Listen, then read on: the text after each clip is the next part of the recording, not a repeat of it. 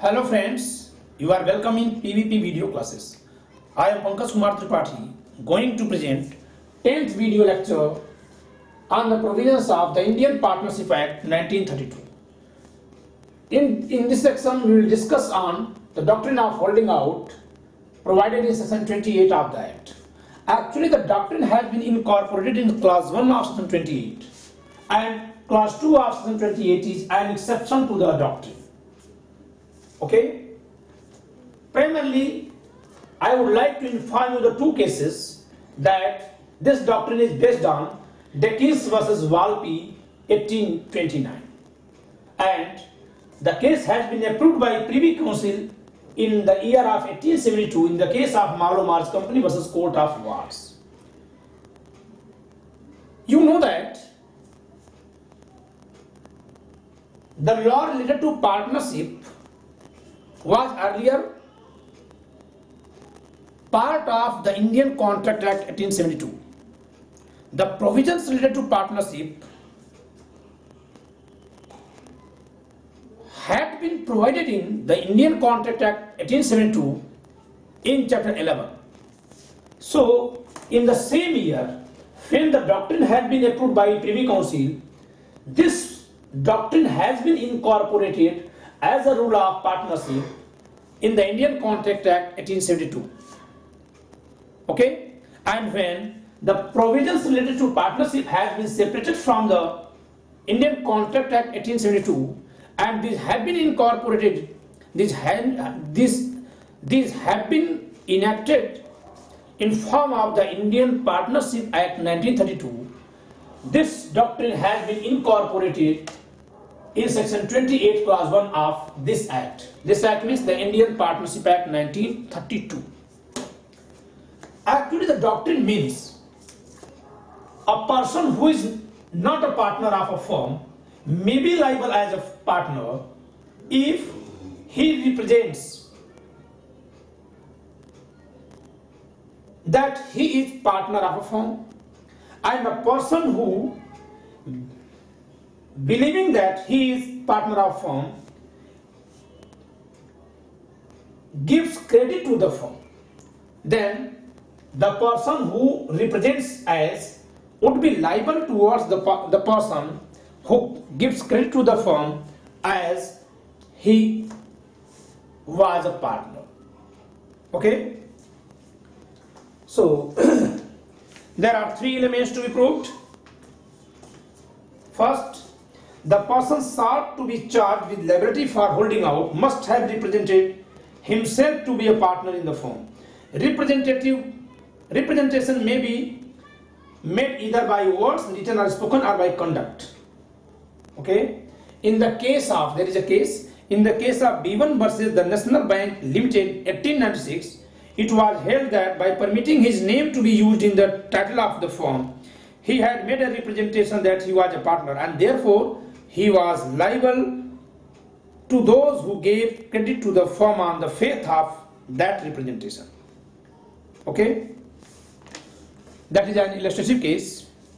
The second thing is plaintiff trust on the representation. Defendant made representation that he is partner of firm. Plaintiff trust on the representation and plaintiff credited the firm on such representation. Okay, then the person who has represented himself to be partner of a firm of what he is actually in reality not a partner would be liable to the person as if he was a partner. Okay,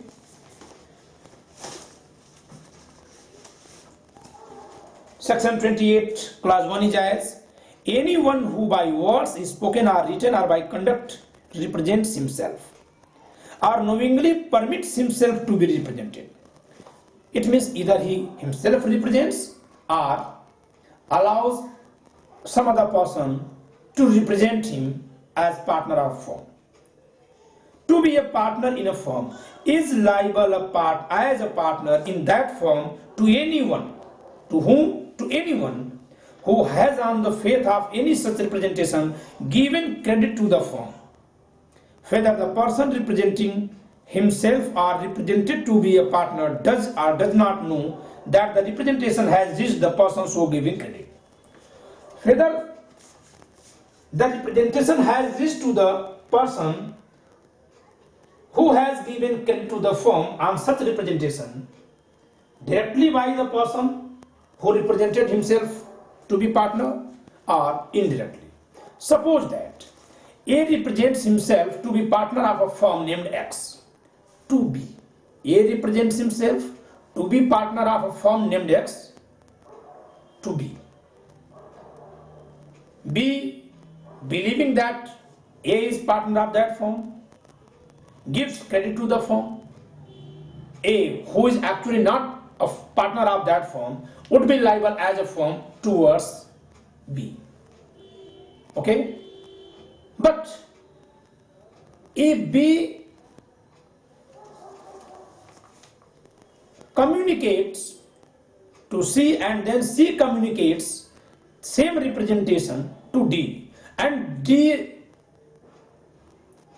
believing on that representation gives credit to firm, then A would be liable as a partner to D also, though he has no knowledge that how the representation has been reached to D. A would be liable because it was a representation made by him, or a representation what he has allowed to be done has reached to be D, and on believing on that representation D has credited to the firm, so A would be liable as a partner to D.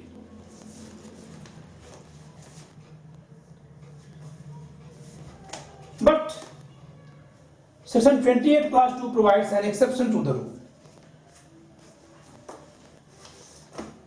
On the basis of doctrine of holding out, property of a deceased partner or his legal representatives cannot be held liable for the acts of firm which have been done by the firm, after his death. Section 28 clause 2 is same as section 35. I am reading clause 2 of section 28. Where after a partner's death, the business is continued in the old firm name, the continued use of that name or of the deceased partner's name as a part thereof shall not of itself make his legal representative or his estate liable for any act of the firm done after his death. Okay? Though a person believes that even the partner is a partner, who is that? Gives any credit to the firm, but doctrine of holding out will not be applied on a deceased partner's property. Okay? Same as section 35, what we have already discussed. But here I am reading section 35 also, where under a contract between the partners the firm is not dissolved by the death of partner, the estate of a deceased partner is not liable for any act of the firm done after his death. Some other persons may not be held liable on the basis of doctrine of holding out. That is, a partner who is declared by court to be insolvent and a dormant partner, a sleeping partner. Okay? Under section 45 clause 1, a partner who is declared to be insolvent, his property shall not be liable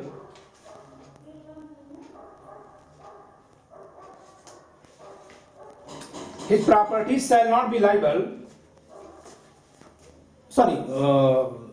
person has been held insolvent, then whether he has property, then he would not be liable for the acts of firm which are done after such declaration. Okay? And a sleeping partner shall not be liable towards any person. But application of the doctrine to a retired partner or to a partner who has been expelled from the partnership firm. Okay?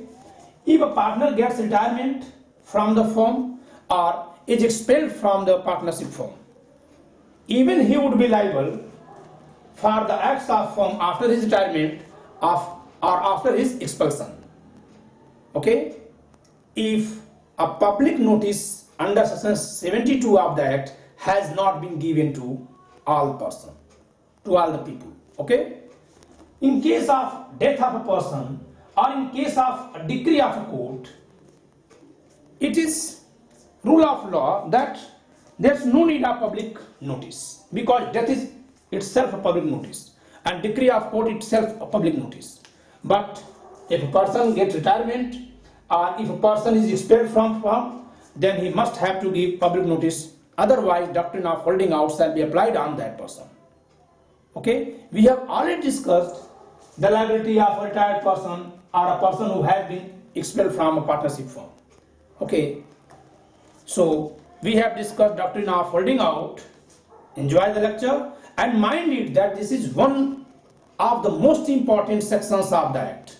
So take it carefully. Okay, doctrine of holding out is based on doctrine of estoppel.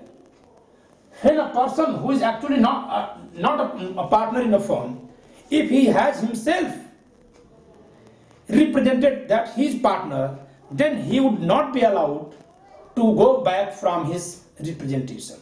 It means he would be estoppelled to go back. Okay, so enjoy the lecture. Bye.